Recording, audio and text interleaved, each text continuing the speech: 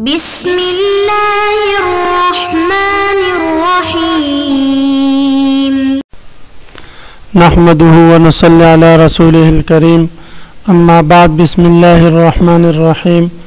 عزیز طلبہ، آج ہم کنز الدقائق حصہ دوم سبق نمبر 18 شروع کر رہے ہیں۔ اس سبق میں ہم باب بیع الفاسد شروع کر رہے ہیں۔ آج کے اس سبق میں ہم بیع فاسد کی تعریف اور اس کے چند قسمیں اور ان کے حکم سے متعلق پڑھیں گے۔ عزیز طلبہ، آج کے سبق کا خلاصہ یہ ہے کہ بیع کی دو قسمیں، ایک ہے بیع جائز اور ایک ہے بیع منہی عنہ جس سے شریعت نے منع کیا ہے۔ تو بیع منہی عنہ کی تین قسمیں ہیں۔ بیع فاسد، یہ پہلی قسم ہے وہ بیع جو اصلاً تو مشروع ہو لیکن وصفاً غیر مشروع ہو۔ حکم یہ ہے کہ یہ بوقت عقد مفید ملک نہیں ہوتا، البتہ بوقت قبض مفید ملک ہوتا ہے۔ دوسری قسم ہے بیع باطل، اس کی تعریف یہ ہے کہ جو اصلاً اور وصفاً دونوں طرح غیر مشروع ہو، یعنی اصلاً بھی مشروع نہ ہو اور وصفاً بھی مشروع نہ ہو۔ اس کا حکم یہ ہے کہ یہ کسی بھی صورت میں مفید ملک نہیں ہوتا۔ تیسری قسم یہ ہے بیع مکروہ۔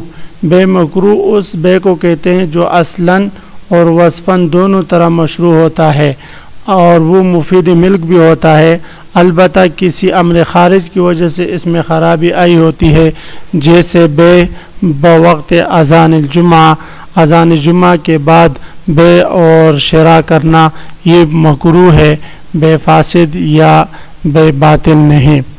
اس کے بعد عزیز طلبہ چند ضوابط ہیں، ان کو بھی آپ ذہن میں یاد رکھیں کہ بیع فاسد، بیع باطل اور بیع مکروہ میں ہم فرق کیسے کریں گے۔ تو یاد رکھو کہ اگر رکن بیع یعنی ایجاب و قبول یا ذات بیع میں خرابی ہو تو بیع باطل ہوگی۔ اگر ثمن یا مبیع میں کچھ خرابی ہو، یعنی ثمن یا مبیع میں کچھ خرابی ہو تو اس صورت میں بیع فاسد ہوگی۔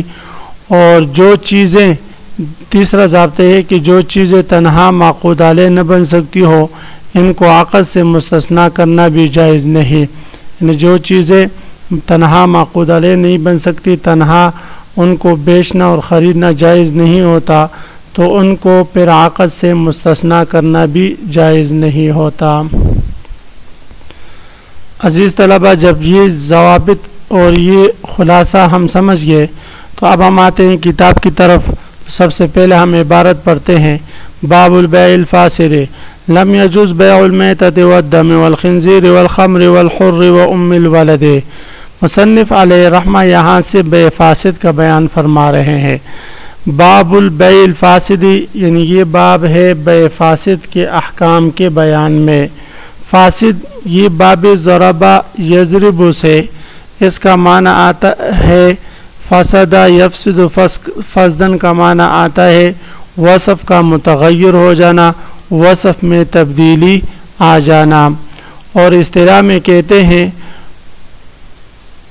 ہر وہ بیع جو اصلاً تو مشروع ہو لیکن وصفاً غیر مشروع ہو، جو اصلاً تو مشروع ہو لیکن وصفاً غیر مشروع ہو۔ تو اس فصل میں، اس باب میں مصنف علیہ رحمہ اس بیع فاسد کے احکام کو ذکر کرتے ہیں۔ تو فرماتے لم یجوز بیع المیتۃ، مردار چیز کی خرید اور فروخت جائز نہیں ہے۔ مردار چیز مثلا ہر وہ حلال جانور جس پر ذبیحہ نہ پڑا ہو، ویسے وہ مر گیا ہو یا غیر اللہ کے نام پر اس کو ذبح کیا گیا ہو، یا جو ہے ذبح تو کیا گیا ہو لیکن یہ ہے کہ اس کا کھانا پینا حلال نہ ہو، حرام جانور ہو، تو ایسے جانور کی خرید و فروخت چاہے اس کا چمڑا ہو چاہے اس کا گوشت ہو یہ جائز نہیں۔ ہاں اگر جانور مر جائے، مردار ہو جائے اور ذبح کرنے کی نوبت نہ آئے تو اس کا چمڑا نکال کر اس سے فائدہ حاصل کیا جا سکتا ہے، لیکن اس کے گوشت وغیرہ کی خریداری، خرید و فروخت یہ جائز نہیں۔ والدم، اور اسی طرح خون کی خرید و فروخت یہ بھی جائز نہیں ہے۔ یعنی جس طرح مردار کی خرید و فروخت جائز نہیں، اسی طرح والدم خون کی خرید اور فروخت یہ بھی جائز نہیں ہے. خون بھی چونکہ قابل انتفاع نہیں اس وجہ سے اس کی خرید و فروخت بھی جائز نہیں. آج کل جو عزیز طلبہ بلڈ بینک بنے ہوئے ہیں اور باقاعدہ خونوں کی خرید اور فروخت ہوتی ہے اور بہت سارے لوگ جو ہے وہ جا کر خون کی عطیہ دیتے ہیں ان بینکوں میں یا اسپتالوں میں، تو اس کی کیا شرعی حیثیت ہے؟ تو یاد رکھے کہ انتفاع من جزء الآدمی حرام، آدمی کی جز سے کسی بھی قسم کسی بھی عضو سے نفع حاصل کرنا یہ حرام ہے. ہاں بوقتی ضرورت اس کی اجازت ہے، مباح ہو جاتی ہے. اگر کوئی مریض ہے ڈاکٹر کہتے ہیں کہ اس کو خون کی اشد ضرورت ہے، خون اگر اس کو نہ دیا، خون اگر اس کو نہ ملا، خارج سے اگر خون کا ڈراپ اس کو نہ چڑھایا گیا تو یہ مر جائے گا. تو ایسے حالت میں پھر دوسرا مسلمان اگر خون دیتا ہے اور خون دینے میں اس کو کچھ نقصان بھی نہیں ملتا تو ثواب کی نیت سے نہیں، بطور اباحت شرعاً اس کے لیے جائز ہے کہ وہ اس کو خون دے دے. لیکن اس کو ثواب کا کام سمجھ کر لائنیں بلانے یا کھیم پہ لگا دینا کہ آ جائے اور خون دے کر مریضوں کو ثواب کمائے، یہ بالکل درست نہیں ہے اور اس کی کسی بھی صورت میں اجازت نہیں ہے شرعاً. اور پھر باقاعدہ اس کے بلڈ بینک جو بنائے گئے ہیں اور اس میں جو اس کی خرید اور فروخت ہوتی ہے، تو یاد رکھیں عزیز طلبہ یہ بھی بڑا اہم مسئلہ ہے. اور چونکہ ضرورت کو اگر دیکھا جائے مریضوں کو خون کی اشد ضرورت ہوتی ہے اور ایک اسپتال میں لاکھوں مریض، کئی ہزاروں مریض ہوتے ہیں اسپتالوں میں، تو اس لیے فرمایا کہ ان کی ضرورت کی بنا پر اس کی اجازت تو ہے، لیکن جتنے اخراجات ہو اس کے بقدر وہ پیسے وصول کرے. باقی نفس سے خون کو کی خرید اور فروخت کے لیے تجارت کرنا اور اسی تجارت اور اس کو اپنا پیشہ بنانا یہ درست نہیں ہے. والخنزیر اے بیع الخنزیر، اسی طرح خنزیر کی خرید اور فروخت یہ بھی جائز نہیں. خنزیر چاہے زندہ ہو چاہے مردہ ہو تو اس کی خرید اور فروخت بھی جائز نہیں. اسی طرح اس کے گوشت، اس کے ہڈیوں اور کسی بھی چیز کی خریداری یہ جائز نہیں. والخمر، اور اسی طرح شراب کی خریداری، شراب کی خرید و فروخت یہ بھی جائز نہیں. والحر، اور آزاد کی خرید و فروخت یہ بھی جائز نہیں.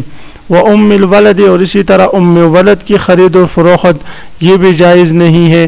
ام ولد چونکہ آزاد ہو جاتا ہے تو اس کی خرید و فروخت یہ بھی جائز نہیں. والمدبر، اسی طرح مدبر سے مراد وہ غلام جس کو آقا کہے کہ میرے مرنے کے بعد آپ آزاد ہیں، یعنی ان مت فانت حر، جب میں مر جاؤں اگر میں مر گیا تو آزاد ہے، تو اس کو بھی من وجہ آزادی مل چکی ہے.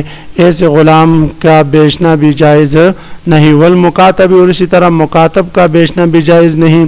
مکاتب سے مراد وہ غلام ہے جس سے آقا نے عقدی کتابت کیا ہو کہ تم مجھے اتنے درہم دے دے تو آزاد ہو جائے گا. تو اب اگر اس نے کچھ رقم آقا کو دی ہو یا نہ دی ہو تو ان تمام صورتوں میں اس کا بیچنا یہ جائز نہیں ہے.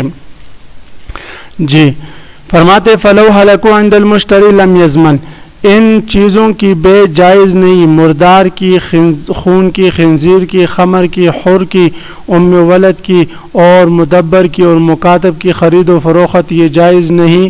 اگر کسی نے ان چیزوں کو بیچ دیا اور بیچنے کے بعد وہ مشتری کے قبضے میں چلے گئے اور ہلاکو عند المشتری، مشتری کے پاس ہلاک ہو گئے، تو فرماتے ہیں یہ مشتری کے ہاتھ میں بطور امانت کے ہوں گے. اگر اس کے ہاتھ میں یہ ہلاک ہوتا ہے لم یضمن، تو وہ کسی بھی صورت میں کسی بھی چیز کا ضامن نہیں ہوگا امام صاحب رحمہ اللہ تعالیٰ کے ہاں.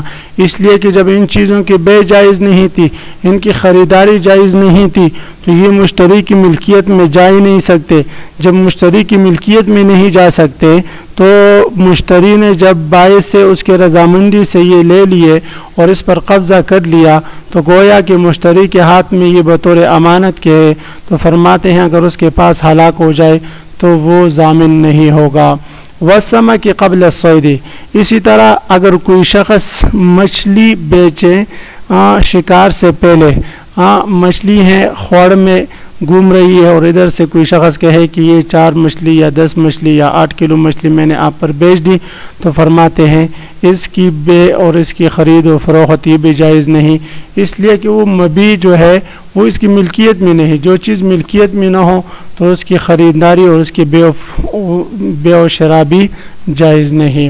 والطیر فی الہوا، اسی طرح پرندے ہوا میں اڑ رہے ہیں اور ہوا میں اڑتے ہوئے پرندوں کی کوئی شخص بیچتا ہے اور دوسرا اس کو خریدتا ہے تو اڑتے ہوئے پرندوں کی خرید و فروخت یہ بھی جائز نہیں.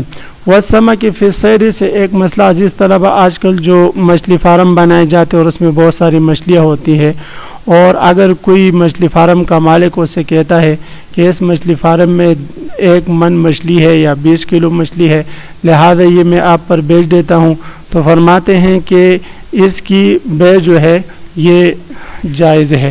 اس کی وجہ یہ کہ وہ مقدور التسلیم ہے، وہ اس نے وہاں پر پالی ہوئی ہے یا کسی خوڑ وغیرہ سے دریا وغیرہ سے اس کا شکار کر کے آ کر اس نے اپنی مچھلی فارم میں رکھا ہوا ہے، تو وہ کسی بھی وقت وہاں سے پکڑ کر وہ مشتری کو دے سکتا ہے، اس لیے اس کی خریداری وہ جائز ہے. لیکن بہتر یہ ہے کہ مچھلی فارم سے پکڑ کر آ کر جو ہے اس کو تول لے اور تولنے کے بعد اس پر بیچ دے، تو یہ صورت بہتر ہے. جی. والحمل والنتاج، اسی طرح حمل کی بے قبل الولادت یہ بھی جائز نہیں. اسی طرح والنتاج کہتے ہیں ولد حمل کو، یعنی حمل کی بچی کی بے یہ بھی جائز نہیں.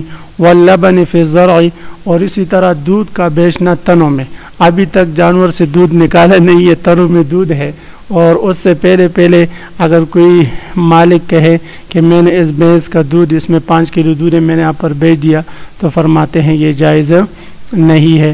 تو یہ بے فاسد کی چند صورتیں تھیں جو میں نے ذکر کر دی. انشاءاللہ کل کے سبق میں آپ حضرات ان صورتوں کو بے فاسد کی تعریف اور اس کی اقسام اور اس کے علاوہ جو ہے بے باطل و بے مکروہ کی تعریف یاد کر کے آئیں تو کل کے سبق کا سمجھنا بڑا آسان ہوگا. وآخر دعوانا ان الحمدللہ رب العالمین.